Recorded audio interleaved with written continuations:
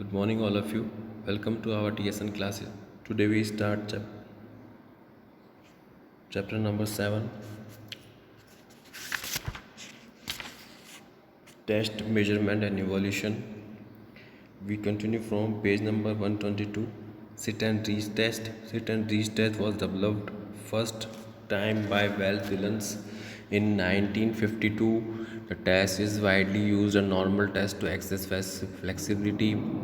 Seat और reach test कब developed किया गया? किसके द्वारा किया गया? वेल एंड डिलन के द्वारा डेवलप्ड किया गया 1952 में। इस टेस्ट का जो मेन पर्पस है वो क्या है?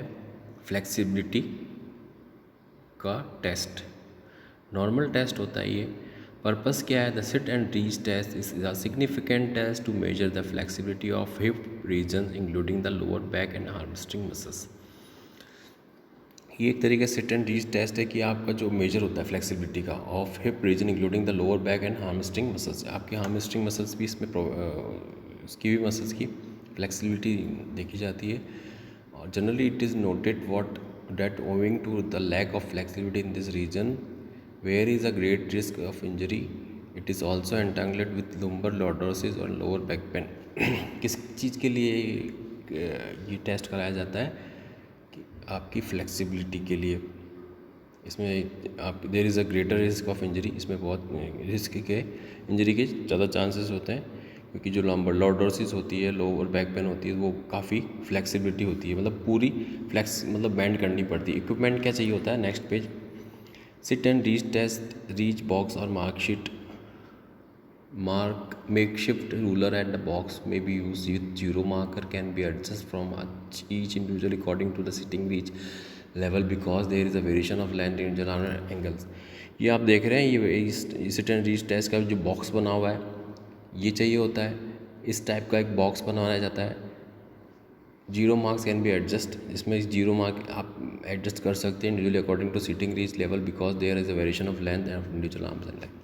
भाई सबके सेम थोड़ी होते हैं हाथ और पाँव, क्योंकि सबके अलग अलग होते हैं। जिसके किसी के हाथ बड़ा होता है, किसी के पाँव बड़े होते हैं, तो उस हिसाब से आप उसको लेंथ को वेरिएशन को चेंज कर सकते हैं। प्रोसीजर क्या है? First of all shoes and socks should be removed. Shoes और सॉक्स रिमूव करने। Then sit down on the floor with legs stretched out, straight है हेड, सीधे बैठ जाएँ, सीधे बैठ जाएँ और अपना जो हेड है उसको स्ट्रेट रखें। The soles of the feet should be kept flat again. जो सोल्स ऑफ द फीट हैं वो बिल्कुल आपको सीधे रखने सामने की तरफ अगेंस्ट द बॉक्स, जो जहाँ पे आपका बॉक्स है। Both the knee should be locked and pressed flat to the floor. अब जो आपके नीज है बिल्कुल लॉक्ड हो जाने चाहिए, बिल्कुल टच प्रेस फ्लैट, मतलब फ्लैट पे मतलब टिके हुए होने चाहिए, बिल्कुल टच होने चाहिए फ्लोर पे। On असिस्टमेंट on assist on assist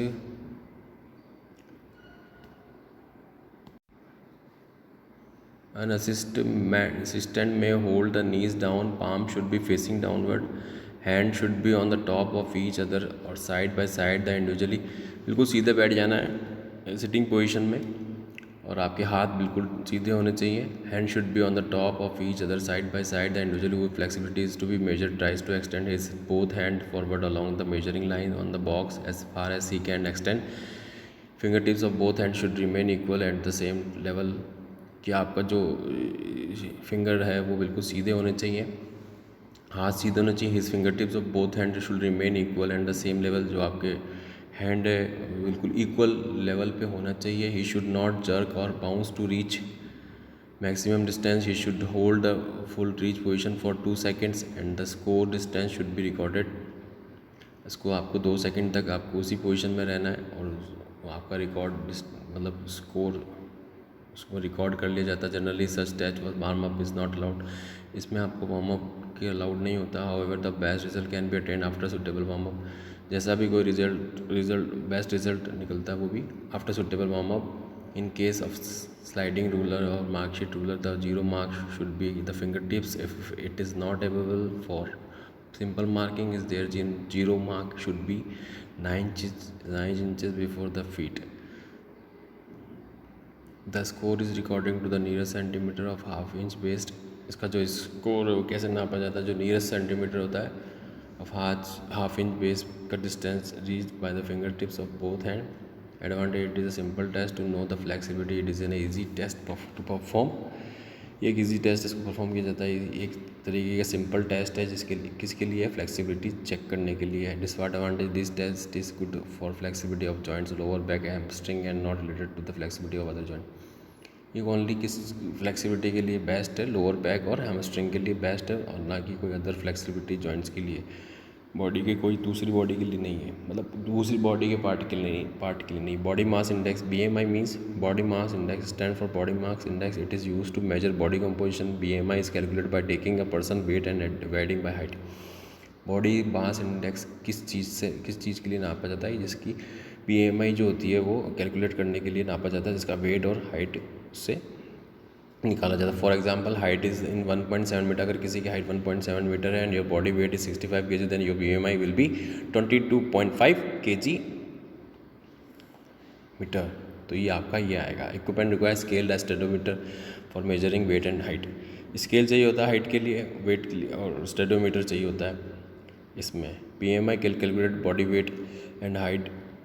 BMI का फॉर्मूला ये है, weight upon into height into height, whereas body weight is in kilograms and height in meters।